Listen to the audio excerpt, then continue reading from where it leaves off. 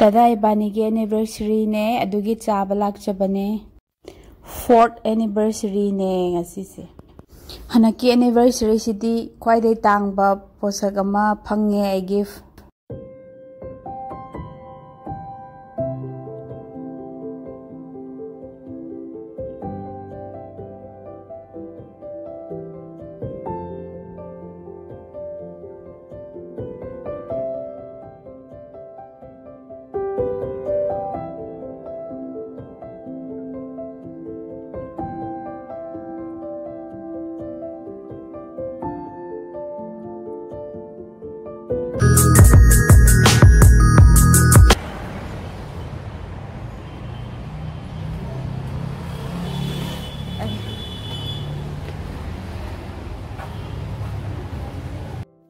Ngasidi Bengali authentic dishes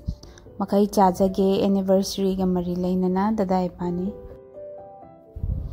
makoi manungsi thainagi heroine gumba adugumba mayam theli Bollywood ki heroes mayam am theli mafam siam ingna dum luna nale so mapan thang basi tasu moi interior siam phajana semi mapan si tasu manung rom na khara nungai do male da phambani si dana moi buffet chaba gi mayam am leide hang do ga de yengjar roige si mayam si dai su khallaga chaba yare do kai cha doino khangri dada da kai cha doino hangage da kai cha doino o sida thali gumma male moi si mayam mama si joina try troga yeng bana phado male sida thali leire as si this mayam si bo changam doibra ado thali ani order tawjarage dada bye bye thali yaure dada koi bani gi o makhan yaure sida nga makhan yaure si yellow machu red machu gi yaure sinsi nga tani bekti yaure adagi pomfret yaure adagi amasina mamin kaino ai horen chabada mathang adum haijara age ado sina veg ki dal yaure ade moi posto haibra kaino ade mathang sidana alisa ado asina mutton ai chadamina dada gida sina chicken ni do dada gi su atai dis mai di chap manai ado awat pa horen sweet ka su mayam mama wali adudi moi sweet ti aroi bada chabane na aroi bada ina puthura ka do male ado si mayam si charadi saki sada vida exam dana thangrani adagi as gelo am yauri si pukhamda sina moi bengal gi kano do ramni bora haido kai pakora haido bora haido adi do ram de mal khoida cha ba hogare dada chara ka kamai tabi hai आज how माले तुमिन नहीं करे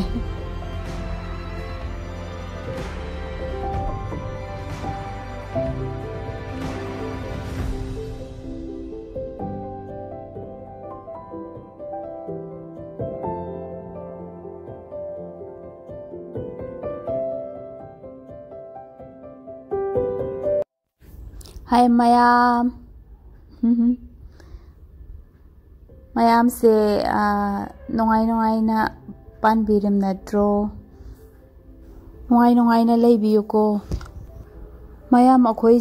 channel si leptana yengbi bai hanna thagachari matung da su nongai pa mayam thagachara ke leptana yengbiyu ado ngasi se akhoi dada ibani Bengali gi authentic lunch chaba lak jaine bako asigi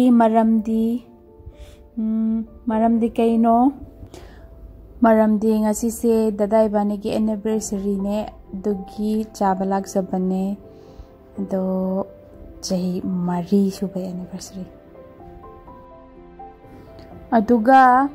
marak ay maroi ba pot mayam amsu leire adu chara haijar age mayam. Akhoi da cha hogare ay yam chak lambane yadare ado hojik se pung amma tare.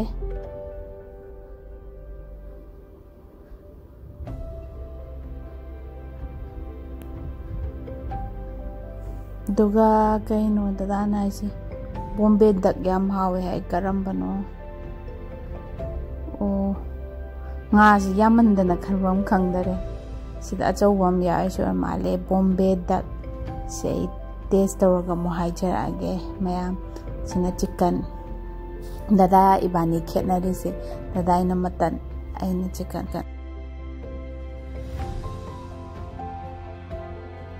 adudi mayam chaba haujarage ko achamba de haurage dal dagi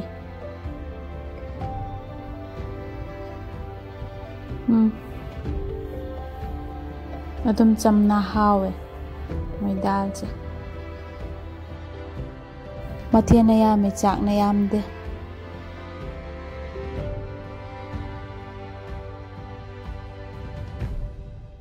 si se kaino paneer chop male se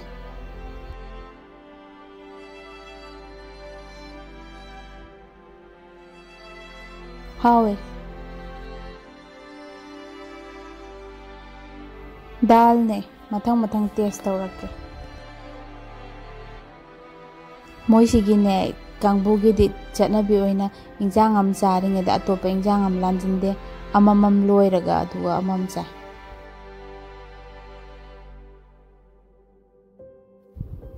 mathangi sina Alice mas ne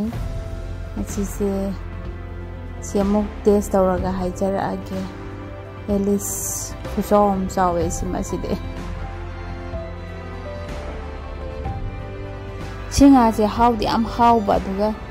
mai maru mayam sina sabam khangda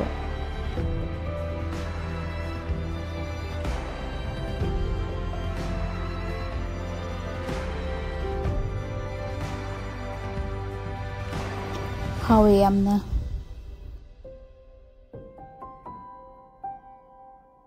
hawida si Alice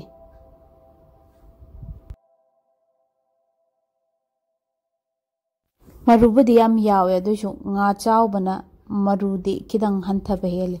nga macha daide kapoi yawe moi chicken lollipop manung se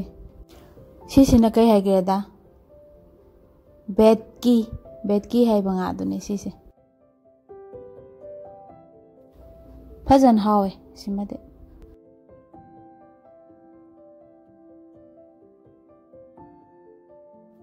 yen thongba se amuk charage yen thongba se kamai tawne mahau samme yen thongba se de dada hai matan ji ju cham lairame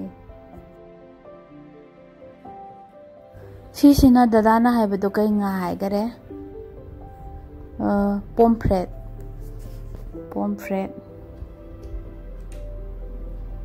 hawe pomfret nga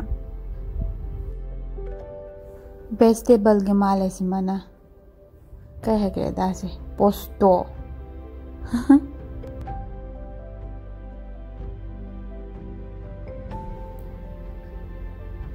thumme si mause ashabo insage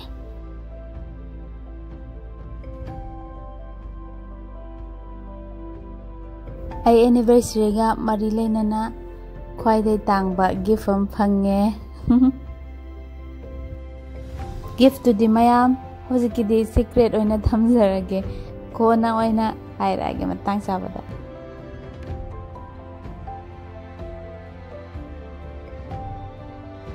moi bengali bora se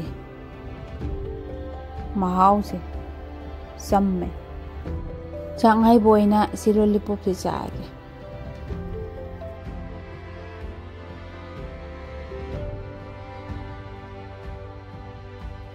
चाक से मनन का बंग बंग कारी तो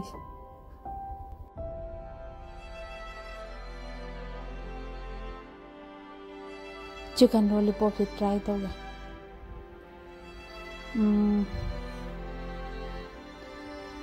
my महाउसी मपान थंगबाई सरुकसी सिसिना थुम्मे अदुगा मनुंगसिसिदा पोमेग्रानेट का यावरी मनुंगसिदा अदुजु हावे फन्याम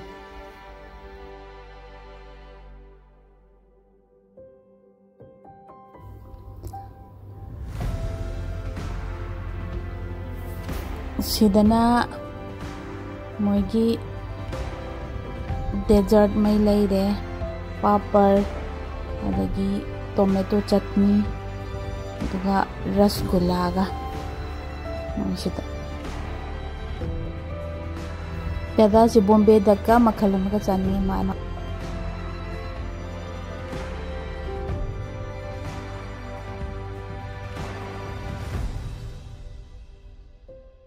अस ngasi kainom kaw ha morok si audare morok is chajlige khoi chabasu chaba ayamba loisin jare e athumba se adu athumba mok taste tawraga haijarage mayam moi athumba se rasgulla se hana charaga haijarage moi de rasgulla haigradi लोई भी नेबा Bengali की थी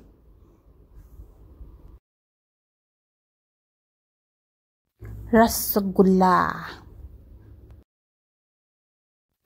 मोय रसगुल्ला से हावे मोय दे रसगुल्ला हाय ग्रदे लोई जपने अदो अम्मा से कइनो दा टेस्ट तौरा टोमेटो चटनी खिदंग चा येंगजगे थुम्मे मोय अथुम्बा गातने आई साइड लोशन लगे अथुम्बा चाबसेसु अदो मयाम अकोई वीडियो लेप्तने येंगबिबै मयाम हन्ना थागतजरी अदुगा असी हायरगा लोशन जरगे कोई वीडियो सिसु मतंग सिदा लोशन जरगे मयाम अकोई एनिवर्सरी की मयाम अकोई विश तौबियो बाय।